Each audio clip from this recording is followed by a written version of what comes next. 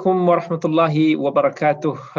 Innal hamdalillah nahmaduhu wa This nasta'inuhu wa meeting is being nastahdihi wa recorded. nastaghfiruh wa na'udzu billahi min shururi anfusina wa min sayyiati a'malina. May yahdihillahu fala mudilla lahu wa may yudlil fala hadiya lahu. Asyhadu an la ilaha illallah wahdahu la syarika lahu wa asyhadu anna Muhammadan 'abduhu wa rasuluhu amma ba'd. Alhamdulillah, sahabat-sahabat semua yang dimuliakan oleh Allah, pada malam ini kita akan sambung lagi kelas pengajian kisah para nabi dan juga rasul, yang mana kita masih lagi berada dalam kisah Nabi Musa alaihi salam. Boleh kita katakan antara kisah yang paling panjang sekali kita ceritakan, kerana juga kisah Nabi Musa antara kisah yang paling banyak sekali disebut di dalam Al-Quran.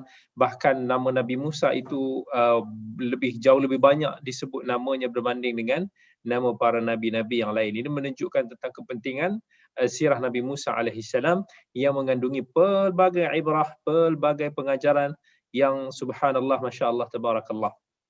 Jadi insya-Allah pada malam ini kita akan fokus kepada faedah ataupun pengajaran daripada kisah Nabi Musa alaihi salam, penggembaraannya bersama dengan Nabi Khidir alaihi salam. Kisah tentang Nabi Musa dan Nabi Khidir ini telah kita sebut pada episod yang lepas, pada minggu lepas. Jadi pada minggu lepas kita dah sebutkan juga beberapa isu yang berkaitan. Maka pada malam ini insya-Allah saya tengok agak penting untuk nak kita menyatakan faedah daripada kisah Nabi Musa alaihi salam bersama dengan Nabi Khidir.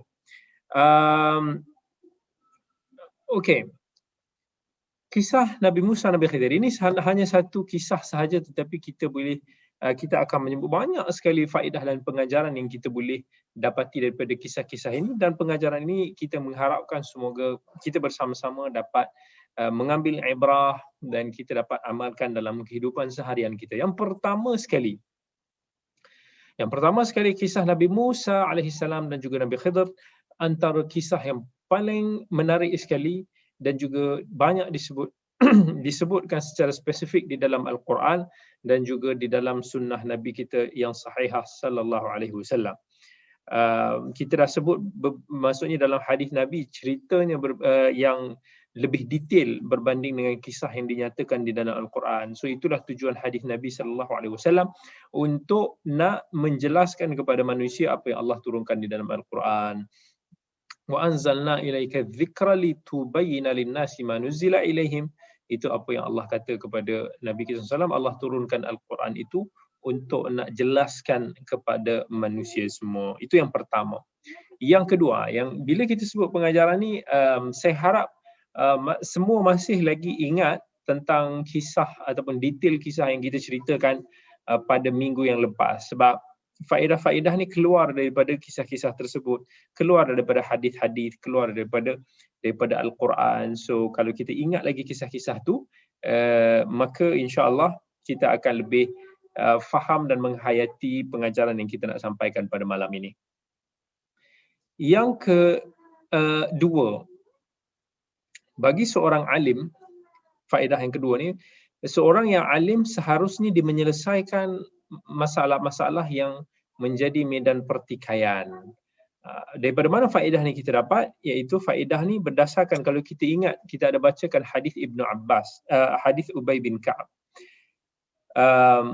yang mana dinyatakan masa tu ada disebutkan Nabi Musa yang bersama dalam kisah Khidir itu bukan Musa Nabi Allah ini, tetapi Musa yang lain. Tapi Ibnu Abbas dia bantah dan dia nyatakan berdasarkan kepada hadis yang sahih bahawa Musa yang disebutkan dalam hadis itu adalah Musa Bani Israel, Nabi Musa alaihi salam, bukan Musa yang lain-lain.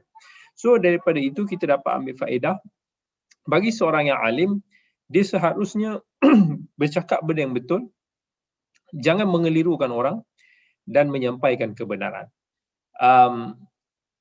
Ada seseparuh ilmuwan ataupun para asatizah yang bila orang bertanya kepada dia, dia tidak cuba untuk nak memberikan satu jawapan yang boleh merungkai kekeliruan ataupun perselisihan orang yang bertanya ataupun masyarakat. Jadi bila orang tanya, dia akan cuma jawab khilaf, benda ni khilaf. So kalau dia cakap benda tu khilaf, tanpa dia memberikan satu pandangan daripada hemat dia, pandangan mana yang lebih strong ataupun pandangan mana yang lebih rajah, orang yang bertanya tu akan confuse sebab dia nak dengar pandangan daripada guru ataupun ustaz yang dia bertanya.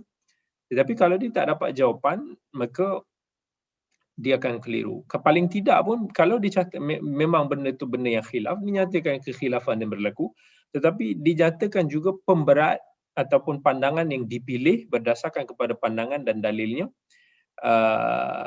itu akan memudahkan untuk yang bertanya itu lebih memahami. Jangan biarkan masalah-masalah yang menjadi pertikaian di kalangan masyarakat ini dibiarkan dalam keadaan berterusan, kerana itu kadang-kala boleh membawa ke arah keburukan lah. Itu yang kedua. Baru yang kedua, banyak lagi. Yang ketiga, seorang khatib seharusnya memberikan peringatan yang menimbulkan kesan kepada yang mendengar, yang boleh membuatkan orang yang mendengar itu rasa semangat untuk nak beramal. Ini kita dapati daripada peringatan Nabi Musa AS yang bangun memberikan khutbah mengingatkan kepada manusia. Jadi sangat penting untuk kita, khatib ini dipilih daripada kalangan mereka yang boleh memberikan peringatan yang baik kepada manusia. Hari ini kalau kita dengar banyak khatib-khatib kita yang kalau kata khutbah Jumaat ke ni, kita selalu kalau pergi sembahyang Jumaat tu kita ngantuk je kan, dah lah penat, orang kerja semua. Dan khatib pula sometimes dia baca je teks, ngantuknya pula jadinya. Teks yang ditulis berbeza dengan apa yang kita nak sampaikan kepada orang melalui wording kita. Walaupun tulisan di dalam teks itu lebih tersusun, tetapi dia lain daripada bahasa mendengar. Dia akan jadi sangat skema kalau dibacakan secara berterusan. Kita faham bahawa undang-undang negeri di Malaysia ini mewajibkan kepada khatib untuk membaca teks yang disediakan oleh Jabatan Agama negeri masing-masing, kerana dikhawatiri barangkali khatib-khatib yang mungkin tidak bertanggungjawab, yang tidak berilmu, mungkin akan disampaikan benda-benda yang mengarutlah. Tak ada masalah. Tetapi kalau boleh khatib itu juga dibuat sikit ulang kaji untuk dipaham isu yang dia nak sampaikan, dan dia pilih, dia tidak semestinya terikat word tu bulat-bulat dengan apa yang ditulis, tetapi dia boleh serasikan supaya benda itu bila disampaikan mampu lebih sampai kepada jiwa para pendengar. Saya perhatikan antara khatib-khatib yang hebat-hebat lah dalam memberikan khutbah. Kalau dulu saya tertarik kalau khutbah tu disampaikan oleh khatib Mesir. Khatib-khatib Mesir ni kita tahu dia punya suara dia kuat. Orang Mesir ni memang suka cakap kasar kan, kuat jadi dia cakap. Tapi bila dibagi khutbah, masya-Allah, suara dia, kelantangan dia, memang semangat kita rasa bila kita dengar khutbah dia, memang tak mengantuk. Sampai kan walaupun masjid tu lebih jauh daripada kita pergi masjid dalam universiti, tapi sometimes kita nak pergi ke masjid tu sebab sedap kita dengar khutbah dia, puas hati kita dengar. So kena raikanlah. Of course kita tak akan mampu nak pilih semua khatib-khatib yang petah pertuturannya, tetapi at least khatib-khatib ni pun kena berusahalah untuk nak memperbaiki ataupun meningkatkan kemahirannya, supaya mesej yang disampaikan itu lebih masuk ke dalam jiwa para pendengar. Yang keempat, bila apa yang kita faham Nabi Musa ni sebagai good speaker kot, bahasa Inggeris ni kan, orang yang pandai memberikan khutbah, adalah daripada orang yang bertanya kepada Nabi Musa. Dia kata, siapakah orang yang paling alim? Ada tak orang lebih alim daripada kamu? Mungkin dia terpana dengan kefasihan ataupun kesedapan Nabi Musa alaihi salam berbicara. Wallahu alam. Jadi dia bertanya, siapakah orang yang paling ada tak orang yang lebih alim daripada kamu? Faedah yang kelima, tak ada yang disebutkan di dalam hadis yang kita bacakan pada minggu yang lepas apa yang menunjukkan bahawa Nabi Musa ini seorang yang sombong. Bila dia kata dia orang yang paling alim ataupun tak ada orang yang lebih alim daripada dia. Sebab Nabi Musa sedia maklum dia adalah daripada kalangan Rasul Ulil Azm, antara Rasul yang termulia daripada kalangan yang termulia. Dan dia juga adalah kalimullah, the only Rasul yang pernah kira berbicara langsung dengan Allah. Diturunkan kepadanya Taurat, kitab yang utama pada zaman tersebut. Maka dia hanya menyampaikan apa yang selayaknya baginya. Wa amma bi ni'mati rabbika fahaddith. Allah pun kata, apa nikmat yang Allah bagi pada kamu, kamu boleh cakap pada orang. Tapi of course dengan syarat kita ada berlakunya riak, takabur dan sebagainya. Orang tanya kepada kita, contoh orang kata, kita ni memang pelajar terbaik dalam kelas. Kalau orang tanya, adakah kamu pelajar yang terbaik? Kalau kita cakap ya, okey je, tak ada masalah. Jangan cakap, tak adalah. Itu terlebih tawaduk kan. Tapi dengan syarat, janganlah kita pula bila cakap dia tu, kita berlebih-lebih. Nampak macam kita bokak. Bila orang tanya, kamu pelajar terbaik? Of course lah. Siapa lagi terer berdagu? Yang tu dia dah nampak ada kebongkakan lah kat situ. Yang keenam, antara yang membuktikan bahawa Nabi Musa alaihi salam tidak sombong adalah bila mana Allah bagi tahu kepada dia di sana ada seorang hamba-Nya yang saleh yang tahu sebahagian daripada apa yang Nabi Musa tidak tahu, maka Nabi Musa bersegera untuk bertemu dengan lelaki saleh tersebut, iaitu Khidir alaihissalam.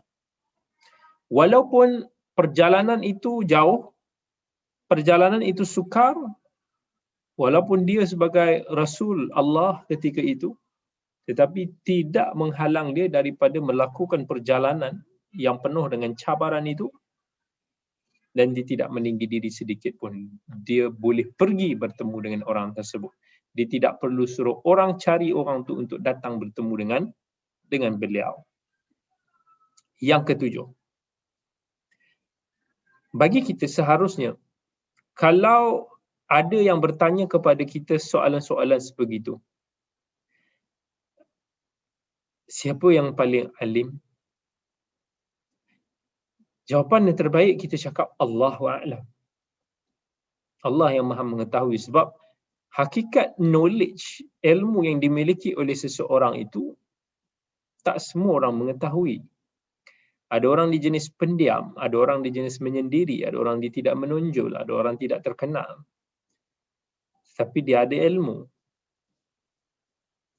So jawapan yang terbaik, kita kena belajar untuk mengatakan Allahu a'lam. Al-Imam Amir Sya'bi ada menyebut bahawa bila kita mengatakan Allahu a'lam dalam memberikan jawapan, itu dah dikira separuh daripada ilmu kita. It's not every question kita answer. There are many questions that we should answer it with Allahu a'lam. Especially the big one. Something that bukan dalam knowledge kita sendiri. So kita tidak berkata sesuatu yang kita tidak tahu. Yang ke-8. Dalam kisah Nabi Musa alaihi salam menunjukkan tentang keutamaan mengembara dalam menuntut ilmu. Yang mana rihlah dalam menuntut ilmu ini telah dilakukan oleh para nabi dan juga para rasul terlebih dahulu. Itu sifat kita menimba ilmu. Sebab bila kita mengembara dalam menuntut ilmu, dia ada keberkatan. Keberkatan daripada sudut mana? Kerana di situ akan disertai dengan kesungguhan kita dalam kita menuntut ilmu. It's really different bila kita menuntut ilmu secara fokus bersendirian berbanding kalau kita mengembara di tempat lain, di luar, dalam kita menuntut ilmu. Saya selalu terbayangkan suasana-suasana tempat-tempat pengajian di luar negara. Membangkitkan semangat kita dalam kita nak belajar ataupun menuntut ilmu berbanding kita kena belajar di rumah sepanjang masa daripada online semata-mata. Semalam di Facebook saya ada postkan tentang satu link YouTube yang membuatkan saya terbayang-bayang tentang pengalaman dulunya saya belajar di Universiti Islam Madinah Al-Munawwarah. Bila tengok video-video tu, ya subhanallah, terkenang sungguhlah.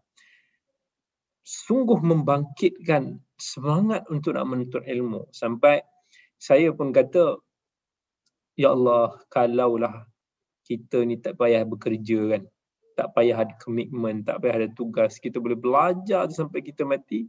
Oh subhanallah, that's the biggest ni'mah. Apatah lagi di bumi Rasulullah sallallahu alaihi wasallam. It's different.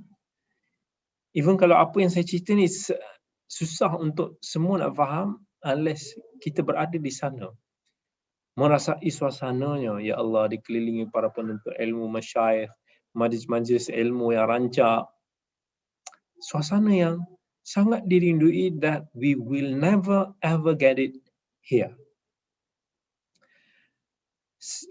Alhamdulillah, Allah berikan sedikit peluang rezeki kepada saya untuk berkesempatan menimba ilmu di luar. Hampir 10 tahun lamanya di Madinah, kemudian di Riyadh. Selepas saya pulang daripada Madinah, saya memang masa tu dilema. Kita dapat tawaran di dalam negara kan untuk nak sambung master masa tu. UKM antara pilihan yang dapat, UM antaranya. Masa tu antara cadangan dia is kita buat express PhD. Maksudnya kalau orang tu cemerlang resultnya di peringkat degree, dia boleh lompat terus ke PhD. Itu kalau kita nak fikirkan cepat. But bagi saya dalam menuntut ilmu, kita tak boleh fikirkan tentang nak shortcut. No, sebab sya'nul ilm lama. Urusan ilmu ni bukan sebentar, dia melibatkan masa yang lama. Dan saya masa itu tidak merasakan kepuasan untuk nak menimba ilmu itu, melainkan saya dapat rehlah lagi sekali. Saya dapat travel, go back. Saya pilih masa itu masih lagi bumi Saudi Arabia. Itu bumi yang saya biasa di sana. Cuma saya nak tukar angin, nak pergi ke Riyadh. Masa itu bersungguh nak dapatkan tempat pergi ke sana. Sampai kan, saya sanggup beli tiket sendiri pergi ke sana. Interview di sana. Bila saya masuk ke King Saud University tu, Masya Allah, dia punya suasana dia tu bangkit. Rasa semangat. Bila kita masuk tu memang, kalau kita nak kekal kat sana pun memang kita nak lah. Belajar dengan masyayikh, guru-guru dekat sana. Tapi itulah kekangan kita. Kita kena ada kerja, kita kena terikat sana dan sini. Nak sambung cerita-cerita tu is very hard. Bagi siapa-siapa yang contohnya pernah pergi ke bandar Oxford, contohan. Bila dimasuk ke suasana Oxford tu, dia boleh nampak the suasana semangat ilmu nak belajar tu lain macam kan. The environment yang wujud, the architecture, seni bina yang ada, kita jadi macam feeling tu is very different. Itu semangat itulah yang kita mungkin tak dapat jumpa kalau kita tidak melakukan pengembaraan dalam menuntut ilmu.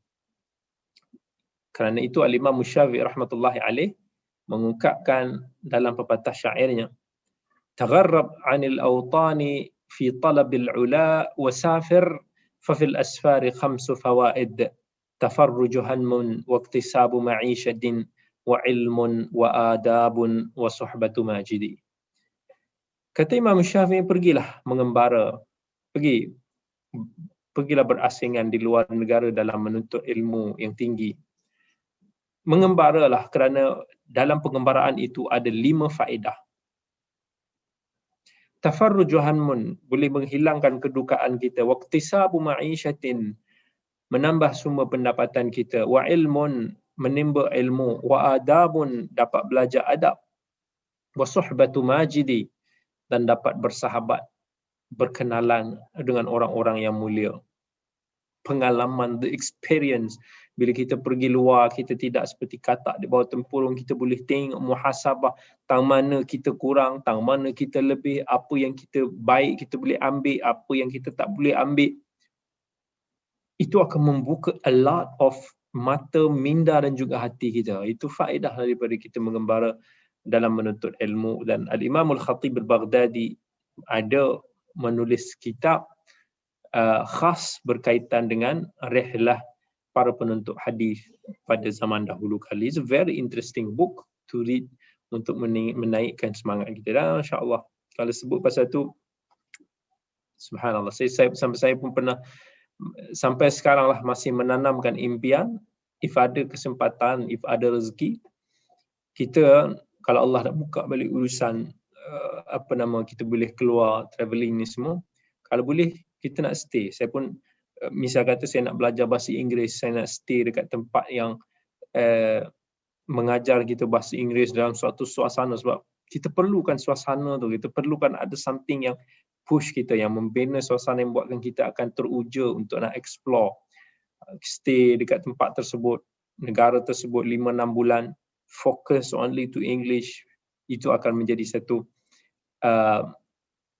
kemahiran lah, yang insya-Allah moga Allah pemudahkan itu semua. Yang ke-9 daripada faedah daripada kisah Nabi Musa dan Nabi Khidir ini adalah digalakkan untuk kita belajar daripada orang yang kita rasakan lebih mengetahui daripada kita. Ilmu ini adalah satu lautan yang tak ada penghujungnya. So we have to meet, bertemu with someone yang more knowledgeable than us. Itulah yang akan menambah ilmu kita. Kalau kita hanya bertemu dengan mereka-mereka yang kurang knowledge bandingan kita, maka kita akan rasa diri kita ni dah cukup handal lah. But we have to meet, kita kena selalu dengar, pergi selalu belajar daripada mereka yang lebih berpengetahuan, so kita akan rasa, ya Allah, betapa ceteknya ilmu aku ini sekarang. Dan kita willing, kita akan tambah lagi added value yang ada pada diri kita. Yang ke-10, digalakkan untuk kita berkhidmat kepada orang-orang yang baik, orang-orang berilmu, orang-orang yang mulia. Sebagaimana khidmahnya Yusha' bin Nun terhadap gurunya Nabi Musa alaihi wassalam ketika mereka mengembara dalam menuntut ilmu. Di situ terletaknya adab seorang penuntut ilmu bersama dengan gurunya. Yusha' bin Nun juga adalah seorang nabi kemudiannya, tapi dia berkhidmat kepada gurunya yang lebih aula, yang lebih utama. Berkhidmat ni ada macam-macam jenis, tapi pokoknya khidmat ini adalah bentuk kita mempermudahkan urusan kehidupan guru kita, orang-orang alim, orang-orang yang baik. Itu semua yang sering dilakukan dan ditunjukkan contohnya oleh para ulama salaf terdahulu. Kita baca kisah-kisah ulama dulu, mereka menunjukkan satu adab yang tinggi. Sampai Ibnu Abbas ketika dia nak menuntut ilmu daripada Zaid bin Thabit, dia sanggup tunggu tidur di depan rumah Zaid bin Thabit masa tu untuk bertemu dengan Zaid bin Thabit. Ibnu Abbas ada sebahagian daripada para sahabat yang berkhidmat kepadanya. Bila ditanya, dia kata, begitulah kami diajar untuk berkhidmat kepada para ulama kami. Dan itu juga contoh-contoh yang ditunjukkan oleh para salafus salih. Kalau kita baca kisah-kisah mereka dalam berguru dulu, Masya Allah, itu menunjukkan adab yang tinggi seorang murid kepada seorang gurunya yang telah menghasilkan barakah dalam mereka menuntut ilmu. That's the difference between the teachers and the student at that era berbanding dengan pada masa kita sekarang. Kebanyakan anak-anak murid pada masa sekarang ni tak ada elemen of khidmat guru lagi dah. Biasa dia jadi macam, you know, hi bye bye semata-mata. Itu penting. Antara faedahnya lagi adalah ketika bermusafir, ini semua faedah yang kecil-kecil semua kita boleh korek juga kan. Digalakkan untuk kita membawa bekalan makanan. Itu yang dibawa ataupun dibawa oleh Nabi Musa dan juga Yusha' bin Nun ketika dalam pengembaraan mereka, dibawa ikan. Ikan tu kemudian nanti dilompat balik ke laut. Yang ke-12, ada beberapa mukjizat Nabi Musa yang telah ditunjukkan pada ketika ini. Iaitu dalam sesetengah riwayat mengatakan bahawa ikan itu telah mati sebenarnya.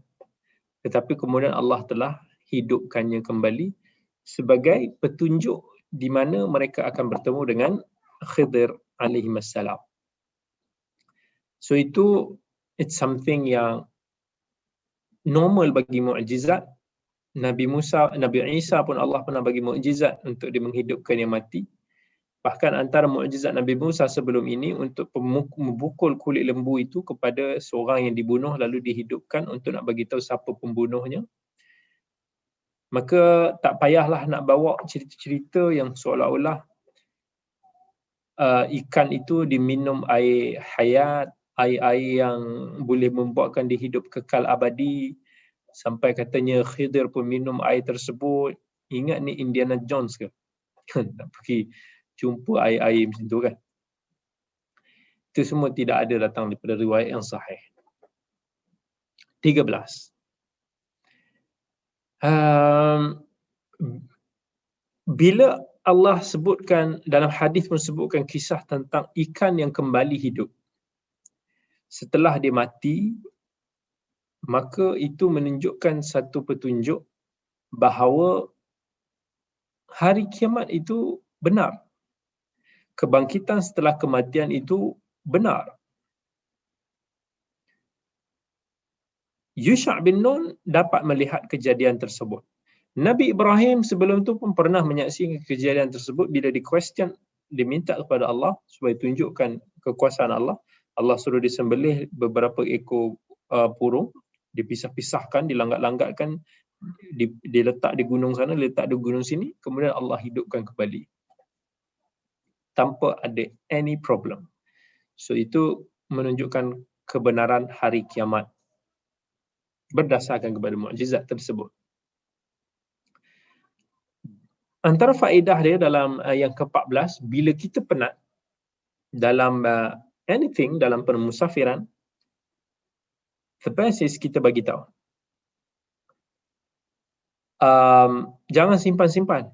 Sebab ada orang dia nak cover, dia takut malu bila orang tahu dia penat, dia tak larat. But ini really related to kesihatan dan juga keselamatan dia.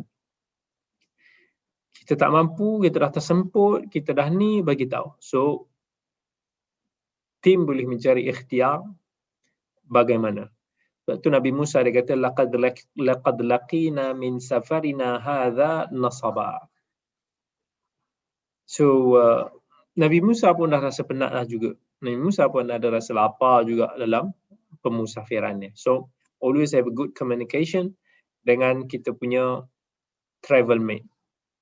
Sebab masa travel ni, dia akan really menguji diri kita lah. Masa tu kita akan susah, kita akan senang bersama. Masa tu kita boleh tengok macam mana sikap sebenar kawan-kawan kita. Yang ke-15, kisah ni juga menunjukkan bahawa Para nabi pun boleh lupa. Sebab lupa ini sifat bashar, sifat manusia. Dan Nabi Musa alaihissalam dan juga Nabi Yusha bin Nun terlupa pasal ikan yang dia orang bawa. Sampailah dah berjalan sehari semalam, baru teringat pasal ikan, patah balik. Terlupa. Yusha bin Nun pun terlupa nak bagi tahu pada Nabi Musa yang ikan tu dah hilang, dah melompat balik masuk laut. Kemudian antara faedah lagi yang boleh kita dapat daripada kisah ini, kesabaran seorang guru terhadap anak muridnya. Mana kita boleh dapat? Bila Nabi Yusha bin Nun dia terlupa tentang nak bagi tahu pasal ikan tu, padahal dia dah sampai jauh dah travel jauh, nak patah balik. Bila dia bagi tahu, ya Allah, aku terlupa nak bagi tahu dah ikan tu dah hilang semalam dah. Nabi Musa tak marah pun. Tak marah pun murid dia tu, tapi dia bersabar. Dia kata, itu dia take positif. Dia kata itu petanda bahawa Allah nak mempertemukan kita dengan lelaki tersebut di situ. Take positif dan dia patah balik. Dia tak ada kata, oi kau ni apalah itu pun susah kan nak bagi tu. Takkan seekor ikan pun kau tak perasan. Takkan itu pun kau tak boleh nak bagi. Itu kesabaran seorang guru.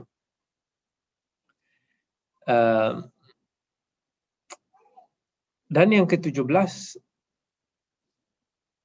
keuzuran dalam bab terlupa ni it should be boleh diterima lah. Sebab dalam syarak pun antara uzur syar'inya adalah orang tu terlupa.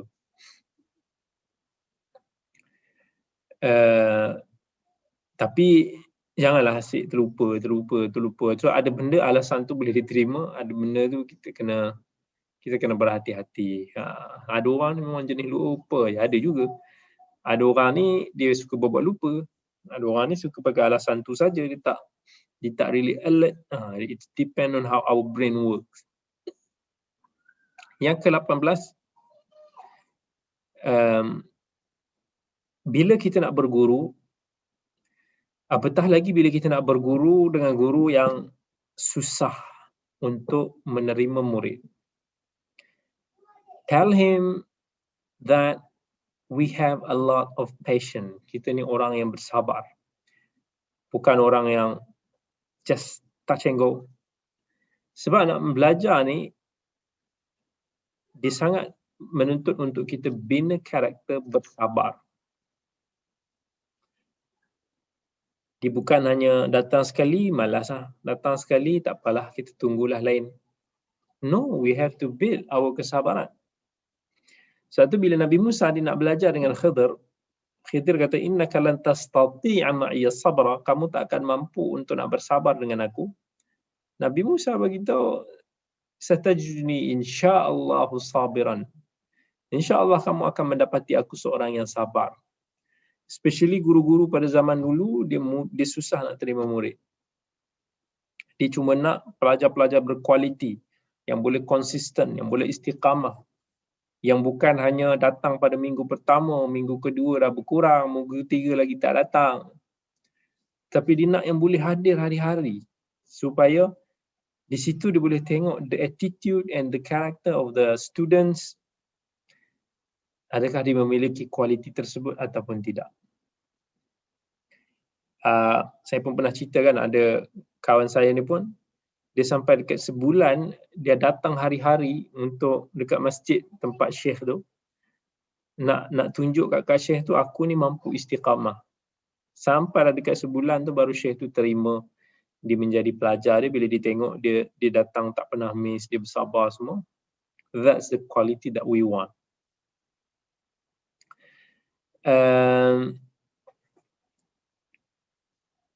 Kemudian antara faedahnya lagi, bila berlaku penggembaraan tu, antara tempat-tempat yang dilewati oleh Nabi Musa dan Nabi Khidir adalah tempat-tempat yang dia bertemu dengan Khidir, tempat-tempat yang bukan Islam. Sebab kalau kita ingat kisah ketika Nabi Musa bagi salam dekat Khidir, dia pelik. Dia rasa hairan ada orang bagi salam. Itu nikmatnya bila kita bertemu dengan sesama orang Islam. Bagi sesiapa yang pernah hidup di negara bukan Islam ataupun Muslim yang minoriti, di negara-negara barat umpamanya, kita akan jadi happy kan bila dapat jumpa orang Islam, dapat duduk dengan komuniti Muslim. Masa tu nikmatnya dapat pergi masjid, dapat pergi ikut program-program Islamik dekat sana. Dan kita akan rasakan nikmatnya bila kita ada kebebasan untuk nak mengamalkan agama kita. Nikmatnya bila kita dapat rasakan keutuhan ukhuwah Islamiyah bila kita berada di luar. Yang ke-21, Khidir alaihissalam manusia.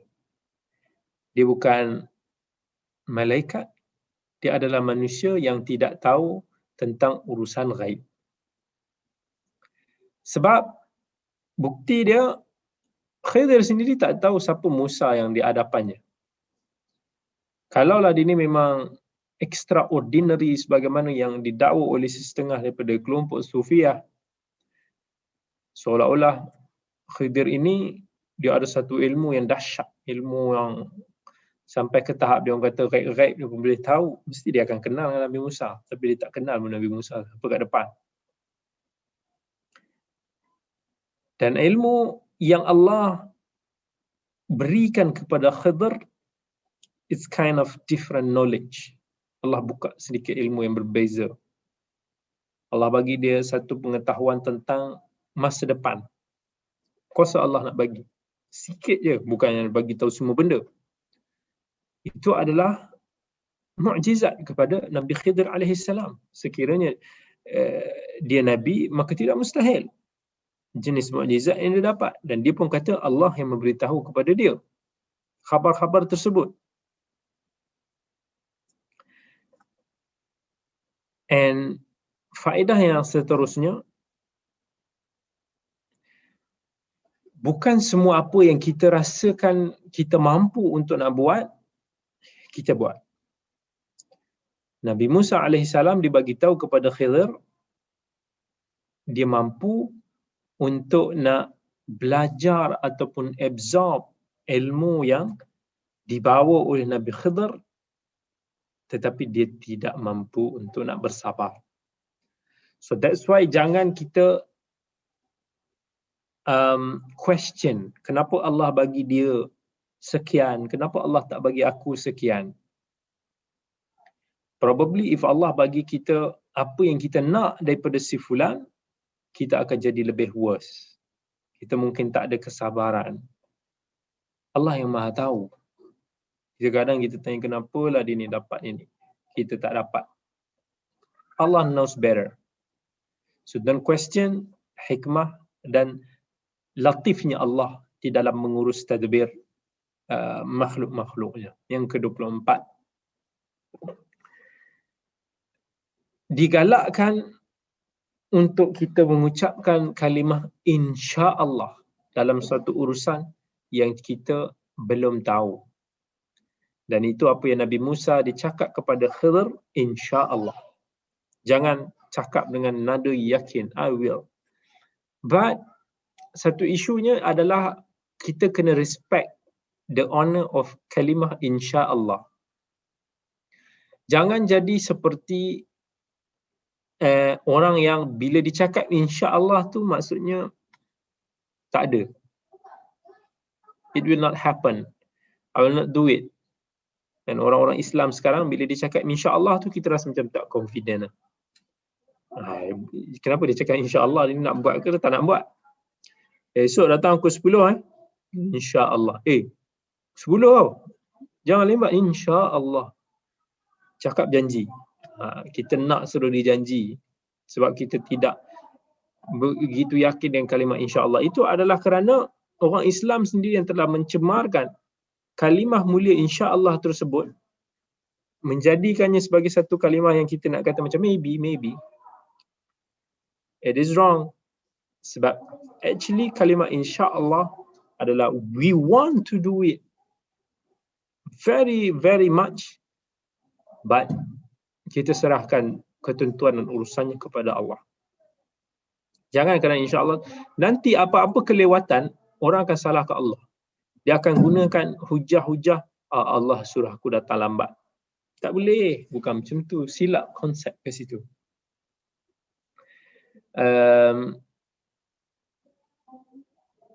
Yang ke-25,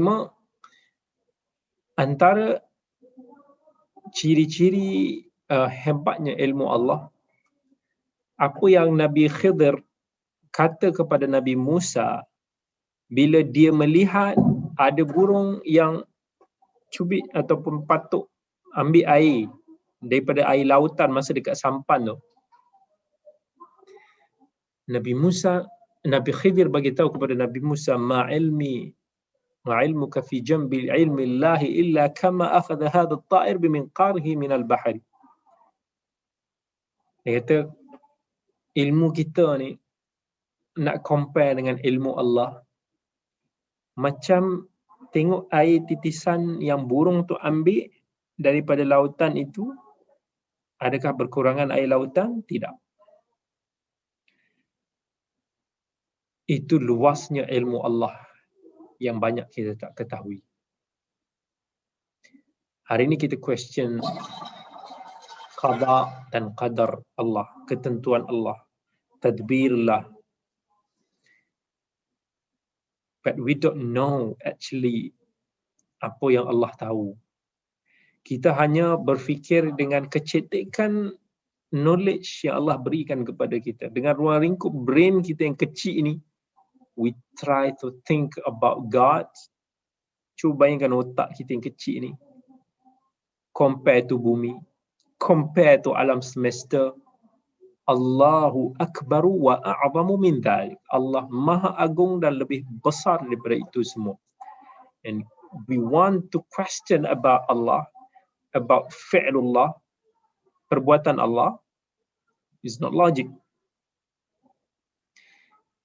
Yang ke-26, antara faedahnya adalah seharusnya bagi kita kalau melihat kemungkaran untuk kita ingkar. Sama seperti Nabi Musa alaihissalam yang melihat perbuatan Khidir yang disangkanya sebagai mungkar, dia cegah. Itulah agama Islam.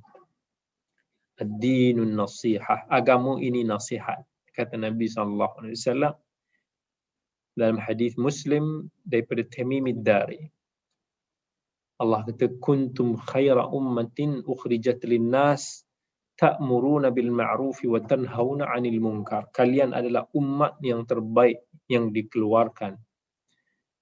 Selagi mana kita melakukan perkara yang mencegah kemungkaran, menyuruh ke arah yang ma'ruf. But today kita dah melupakan ini. Kita lebih kepada jaga tepi kain masing-masing. Kau jangan nak nasihat aku, kita jangan nak pergi tegur orang, dan juga kita tak meraihkan uslub di dalam kita menjalankan urusan nasihat menasihati. Renungkan kembali bagaimana Nabi Musa mengingkari Khidir, bagaimana jawapan Nabi Khidir terhadap Nabi Musa. Dari situ kita boleh belajar macam mana adab-adab ketika menegur dan ada adab ketika ditegur. Ketika ditegur, Allah akan uji kita dengan ujian ego dan juga ujub, perasaan bangga diri. Kita rasa macam, tak layaklah orang ni tegur aku. Mana salah aku? Allah akan uji kita dengan perasaan tu. Ego, tak mau nak merendah diri. Pada masa yang sama, Allah uji orang-orang yang menegur dengan perasaan hasad. Perasan kadang-kadang bila kita tengok orang popular itu melakukan kesalahan, yes, dia melakukan kesalahan, dan kesalahan itu kalau dilakukan di public, ia perlu diberitahu juga di public. But tanyalah hati kita masing-masing. Kita nak tegur tu sebab we want to bring him down, kerana kita nak jatuhkan credibility dia, ataupun actually we just want to fix the things. Tu halus tu dalam hati masing-masing.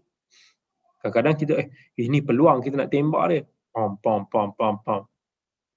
Be careful. Talbisu iblis masuk di mana-mana.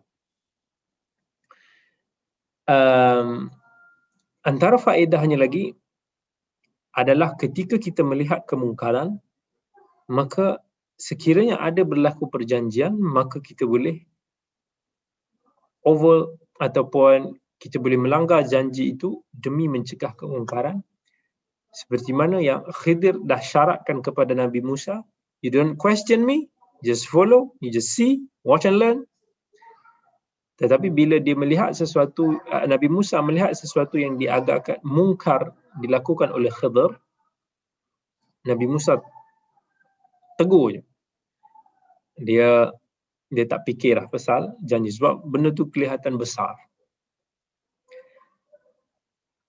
Dan apa yang perbuatan Nabi Musa itu menunjukkan asal kepada satu hukuman itu adalah berdasarkan kepada yang zahir. Sehingga keadaan menunjukkan, bukti menunjukkan sebaliknya. Kita melihat kepada yang zahir. Wallahu yatawallas sarair. Kita menghukum yang zahir, Allah yang tahu apa yang tersembunyi di sebaliknya. Yang ke-29, bila Nabi Musa marah kepada Khidir kerana merosakkan sampan orang yang telah menumpangkan mereka secara percuma dalam sampan tersebut, ini menunjukkan bahawa kesalahan ataupun dosa kita berbuat jahat kepada orang yang berbuat baik kepada kita ni bermasalah. Maksudnya, sebagai manusia, orang kalau buat baik pada kita, we should balas kebaikan dia. Itu apa Nabi SAW ajar kita dalam hadis riwayat Abi Daud. Man sana'a ilaikum ahadukum ma'rufan fakafi'uh fa illam tajidu ma tukafi'unahu fad'u lahu, maka doakan dia. Kalau orang buat baik pada kita, Nabi suruh kita balas kebaikan dia, balas budi dia.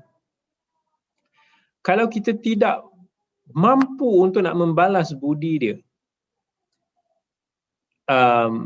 maka doakanlah supaya doakan dia banyak-banyak sampai kita rasa kita dah balas budi dia. Kadang-kadang orang banyak buat baik pada kita, tak mampu kita nak balas semua. Contohnya, mana tahu ada jemaah kat sini tiba-tiba bagi saya 1 juta. Macam mana saya nak balas balik, nak bagi balik? Kena pulang balik lah kan. Nak balas balik lebih pun tak mampu dah. Doakan banyak-banyak.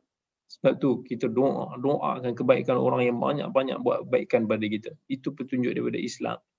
Islam suruh kita menghargai orang. Jangan orang tu buat baik pada kita, kita abaikan, kita buat tak tahu, kita tak appreciate. This is not how Islam is. So, secara zahirnya begitulah Nabi Musa marah kepada Khidir sebab dia membocorkan sampan orang-orang yang buat baik pada dia. Kemudian faedah yang ke-30, kalau ada 2 kemudaratan yang perlu dipilih, tak boleh nak dielakkan, pilih kemudaratan yang lebih ringan. Daripada mana kita dapat? Daripada kisah tadi, Khidir dia bocorkan sampan itu. Bila dia bocorkan sikit sampan itu, sampan tu agak rosak sikit, tetapi itu lebih baik daripada sampan itu kena rampas dengan penguasa yang zalim ketika itu. Yang mana penguasa yang zalim ketika itu, dia akan rampas sampan-sampan yang cantik-cantik. So daripada kehilangan semuanya, dapat pada orang yang zalim itu, Khidir patahkan sikit papan tu, biar bocor macam tenggelam separuh pun tak apa. Yang benda tu boleh dibaiki balik dan boleh digunakan. That's better daripada mudarat yang lebih besar daripada situ. So dalam kehidupan kita pun begitulah. Ada kala we have no choice. Both options tidak baik, memberikan kesan negatif, but kita ambil yang kurang sikit. Kadang-kadang benda ni, alamak, kita akan terlibat dalam sedikit dosa ni juga. Pilih dosa yang lebih ringan. Kalau tidak mampu untuk nak mengelakkan langsung. Tapi berhati-hati, jangan seolah-olah kita jadikan itu sebagai excuse untuk kita tidak mencari jalan yang lain. Maybe Allah ada bagi kita banyak jalan option yang halal yang lain, tapi kita pilih haram tu juga, kita nampak we have no option. So be careful. 31, of course, boleh kita naik sampan, naik kenderaan laut. Itu apa yang dilakukan oleh Nabi Musa dan Nabi Khidir. Boleh kita nak menyewanya. Yang ke-33, orang yang fakir ini lebih fakir daripada miskin. Lebih miskin daripada orang miskin. Dengan dalil Allah letak sebut dia dulu dalam ayat zakat, innamas sadaqatu lil fuqara'i wal masakin. Sungguhnya zakat itu untuk diberikan kepada fuqara, orang-orang yang fakir dan orang yang miskin. Dan Allah jelaskan dalam ayat ini bahawa orang miskin ini memiliki sampan. Maksudnya orang miskin ni dia ada harta, tetapi harta tersebut tidak cukup untuk dia memenuhi keperluan dia. Orang yang fakir ini almost got nothing. Yang ke-34, seorang pemimpin sepatutnya menjaga kebajikan harta benda rakyat, bukannya mencuri ataupun memberikan tekanan kepada rakyat seperti yang dilakukan oleh pemerintah ketika itu, yang nak rampas sampan-sampan, nak ambil harta rakyatnya semua, menekan rakyatnya. Ini tidak seharusnya dilakukan oleh ketua.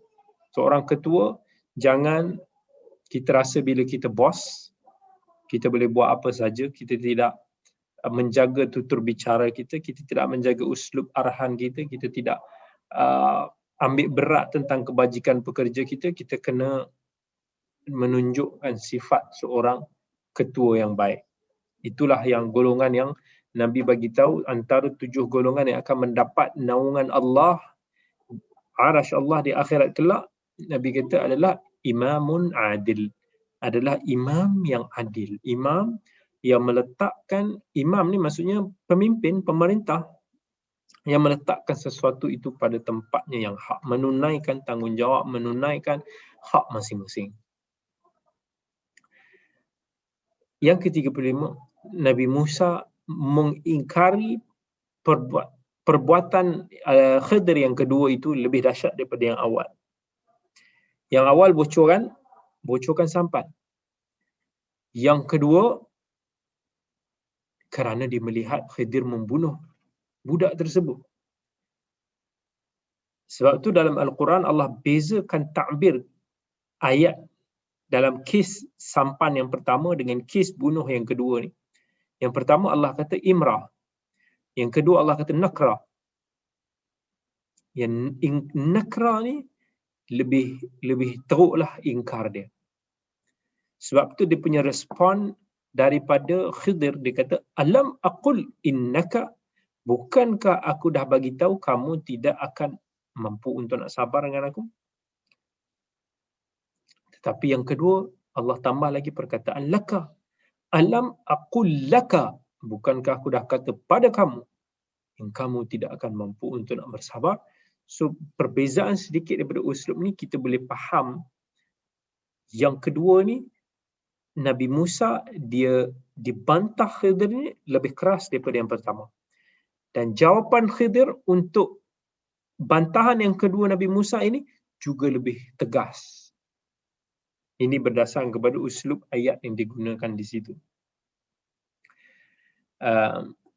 Yang ke-36, sudah tentu seorang ibu dan ayah tidak menginginkan anaknya menjadi rosak. Tetapi kita semua nak anak yang saleh, bukan anak yang taleh. Taleh ni yang rosak, saleh ni yang baik. berdasarkan kepada kisah anak-anak, kanak-kanak ataupun budak remaja yang dibunuh oleh Khidir itu. Yang ke-37, husnul tarbiyah. Baiknya tarbiyah seseorang itu kepada anak-anak dia adalah diambil kira daripada sudut tarbiyah itu, bukan dari segi bilangan anak.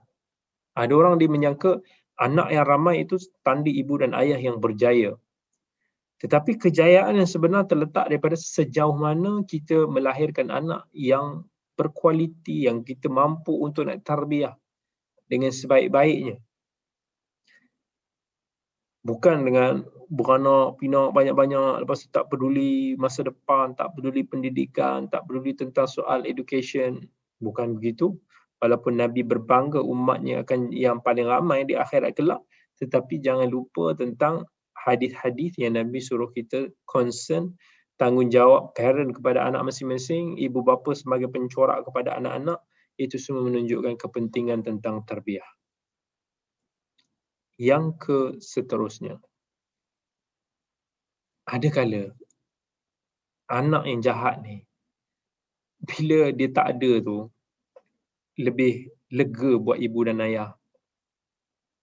Kalau ada anak yang menyakitkan hati semata-mata, pun masalah juga. Jumpa nak buat gaduh, jumpa nak derhaka, buat sakit hati je.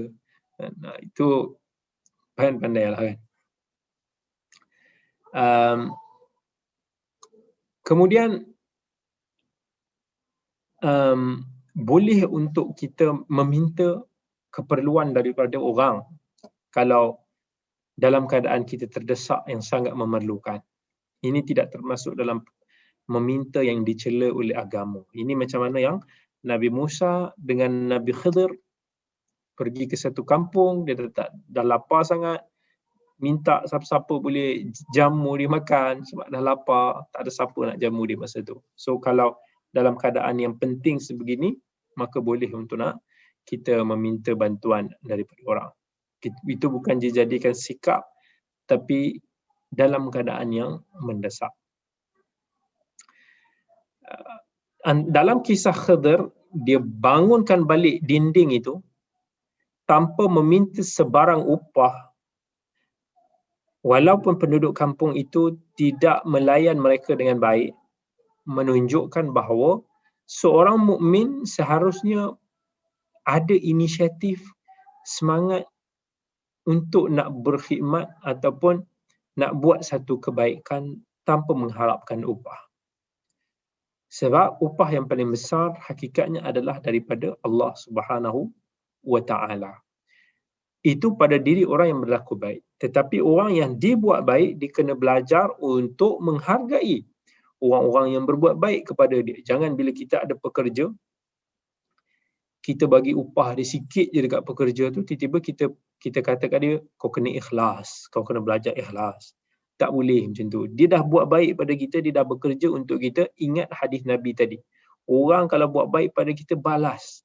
Dan dalam hadis lain Nabi kata, sebaik-baik orang yang membalas itu, dia bagi lebih. Dia bagi lebih lagi. Itu adalah apa yang Islam ajarkan kepada kita. So you have to balance between both two. Jangan you guna khidmat dia, you tak concern kebaikan dia, lepas tu kita suruh dia ikhlas. Of course, bagi pihak yang buat tu, dia kena belajar lah ikhlas, sebab you don't question lah about that. Itu tanggungjawab antara dia dengan Allah Subhanahu Wa Ta'ala. Kalau kita sebagai yang memberikan kerja itu, yang mengupah dia, kita bagi yang terbaik.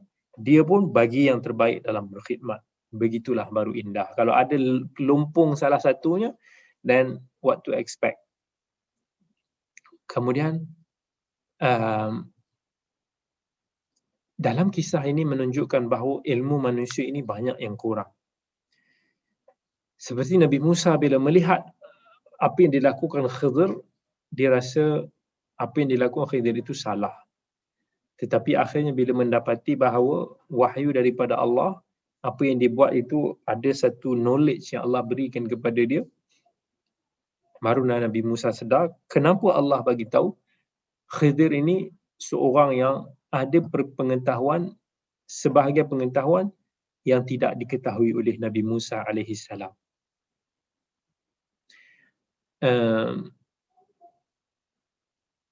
Dan dalam kisah ini juga mengajar kita tentang satu adab yang sangat tinggi bersama dengan Allah dalam beberapa situasi. Antaranya ketika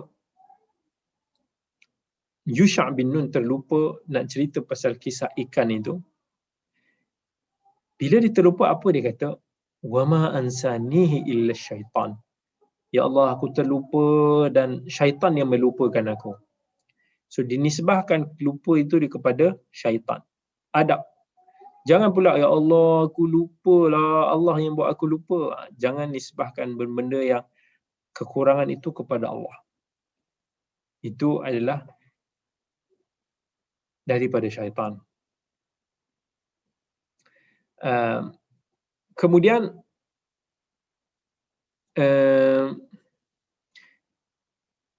dalam kisah Nabi Musa kita tengok apa yang baik-baik Nabi Musa akan sandarkan kepada Allah. Apa yang tidak baik dia akan sandarkan kepada dirinya sendiri. Dan bila Nabi Musa tentang kes Nabi Musa dengan sampan tu, Nabi Khidir tengok apa dia kata, fa'aradtu an a'ibaha. Bila dirosakkan sampan tu, dia kata aku yang rosakkan sampan itu.